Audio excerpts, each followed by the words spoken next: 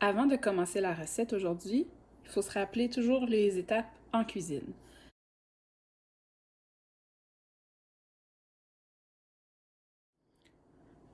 Aujourd'hui, on va apprendre à préparer une carotte. La première étape quand on veut préparer une carotte, ça va être de l'éplucher. Donc on se rappelle, on a plusieurs choix quand on épluche un légume qui est déjà lavé. Le tenir comme une clave quand on faisait de la musique, comme ceci. Ou si on a peur d'accrocher nos doigts, on tient un bout de notre carotte, on commence à éplucher plus loin que nos doigts. Et quand on aura terminé la première partie, on peut venir tourner la carotte. Là, on ne tourne pas la carotte à chaque fois.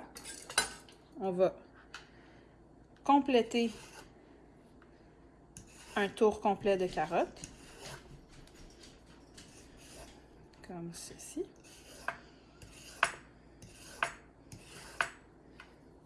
Et quand on aura terminé de faire le premier tour pour la partie du bas, on va tourner notre carotte et venir compléter la partie du haut. Vous voyez, je tourne ma carotte à chaque fois, parce que si je reste ici, je vais vous montrer, si j'épluche toujours au même endroit, je vais avoir des beaux rubans de carottes si je veux faire une belle salade. Ça peut être très pratique.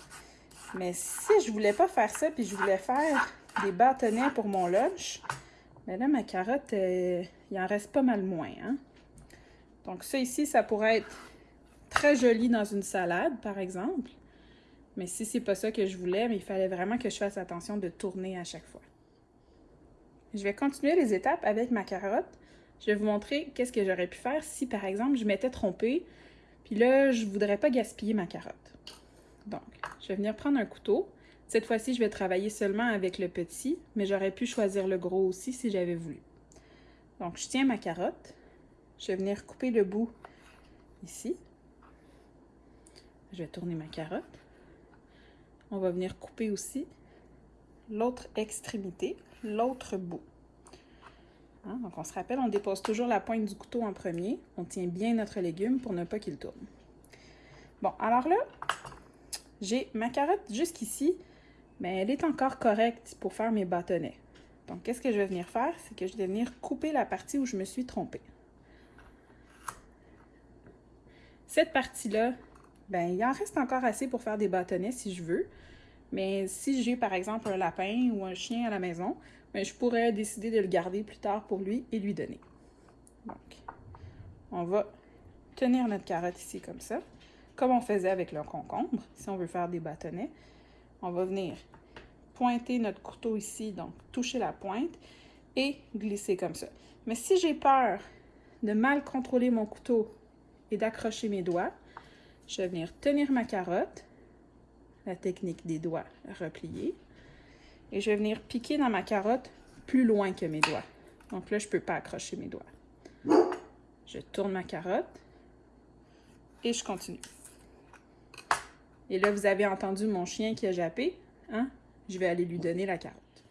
Je vais vous montrer avec le reste de ma carotte si j'avais voulu faire des rondelles, par exemple, pour une soupe. Donc là, je vais changer pour mon gros couteau parce que moi, c'est qu'est-ce que je préfère. Mais vous pourriez le faire avec le petit couteau aussi. Je tiens, les doigts recourbés. Je pointe mon couteau dans ma planche pour avoir du contrôle. Et je descends ici pour faire des rondelles. Bon.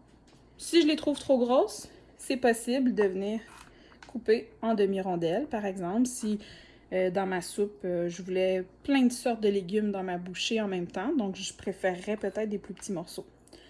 On peut tenir la carotte, mais comme ça ne tourne pas vraiment, si on veut éviter de se couper, on n'est pas obligé de la tenir.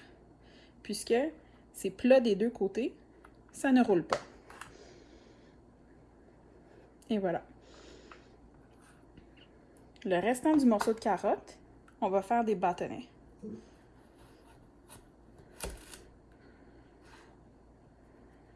Je pique, je finis ma ligne de coupe. Je ne laisse pas ma carotte du côté où ça roule. Je la mets du côté plat. Je pique, je descends, je tourne, je pique, je termine ma ligne de coupe. Alors ici, j'aurais des bâtonnets pour des crudités. Mais si je voulais encore me faire des petits morceaux pour une recette, bien, je pourrais laisser les 2 bâtonnets collés comme ça. Venir les tenir comme il faut avec les doigts repliés. Puis venir comme ça, doucement, venir me faire des petits morceaux de carottes. Et voilà! Un petit bonus, mon chien qui mange une carotte assis. Bravo, Georges!